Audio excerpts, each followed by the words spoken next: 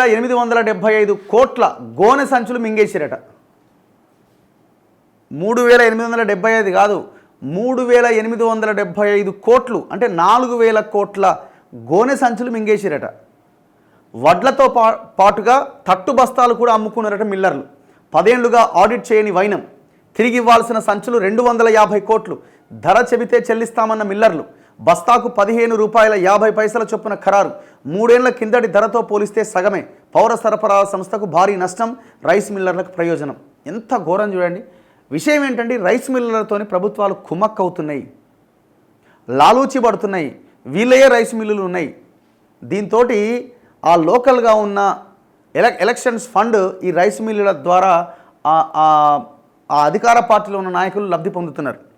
పోయిన గవర్నమెంట్లో జరిగింది ఇదే. రాష్ట్రంలోని రైస్ మిల్లర్ల తీరు గుడితో పాటు గుడిలో లింగాన్ని కూడా మింగేసిన చందంగా ఉంది. ప్రభుత్వానికి అప్పగించాల్సిన కోట్ల రూపాయల ధాన్యాన్ని అమ్ముకున్న మిల్లర్లు వడ్లతో పాటు గోనె సంచులు కూడా అమ్ముకొని సొమ్ము చేసుకున్నారు. తట్టు బస్తాయే కదా అని అధికారులు లెక్కలు వేయకుండా వదిలేయడంతో రాష్ట్ర పౌర సరఫరాల సంస్థ ఆదాయానికి ఏకంగా 3,875 కోట్ల గండి పడింది.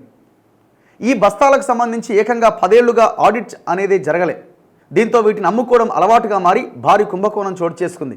ఇందులో డిప్యూటీ తహసీల్దార్ల నుంచి మొదలుకొని జిల్లా మేనేజర్లు, పౌర సరఫరాల శాఖ అధికారులు, రాష్ట్ర స్థాయి అధికారుల దాకా అందరి హస్తం ఉందన్న ఆరోపణలు ఉన్నాయి. ఇక్కడ బాధ్యులు కేవలం మిల్లర్లే కాదు, అధికారులు కూడా ఉన్నారు.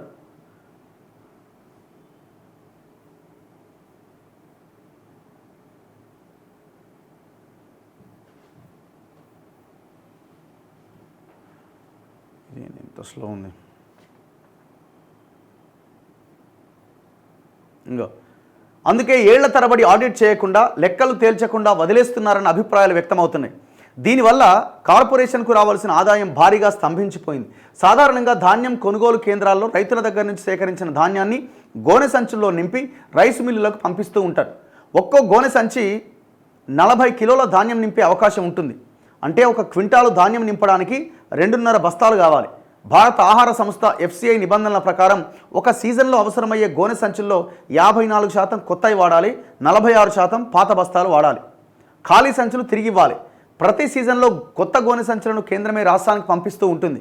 పాత సంచులను మాత్రం వ్యాపారుల నుంచి, రేషన్ డీలర్ల నుంచి పౌర సరఫరాల సంస్థ కొనుగోలు చేస్తుంది. వీటిలో ధాన్యం నింపి రైస్ మిల్లులకు పంపిస్తుంది. ధాన్యం ఖాళీ చేసిన తర్వాత ఆ బస్తాలు రైస్ మిల్లర్లు తిరిగి కార్పొరేషన్కి ఇవ్వాలి. ఏ పంట కాలంలో అప్పగించిన బస్తాలను ఆ సీజన్లోనే లెక్క చూసి తిరిగి అప్పగించాలి.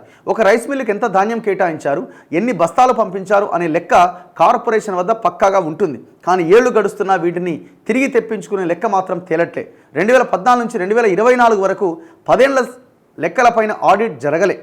ఒక్కో సీజన్కి సంబంధించి కనీసం 12 కోట్ల 50 లక్షల గోనె సంచులు 12 కోట్ల 50 లక్షల గోనె సంచులు రైస్ మిల్లర్ల వద్ద ఉండిపోయినాయి. అంటే ఏడాదికి 25 కోట్ల చొప్పున 10 సంవత్సరాల్లో 250 కోట్ల గోనె సంచులు మిల్లర్ల వద్దనే ఉన్నాయి. ఆ బస్తాల విలువ 3,875 కోట్లట. ఏం కథ ఇది? అసలు స్కామ్ ఇందులో ప్రతి దాంట్లో స్కామే.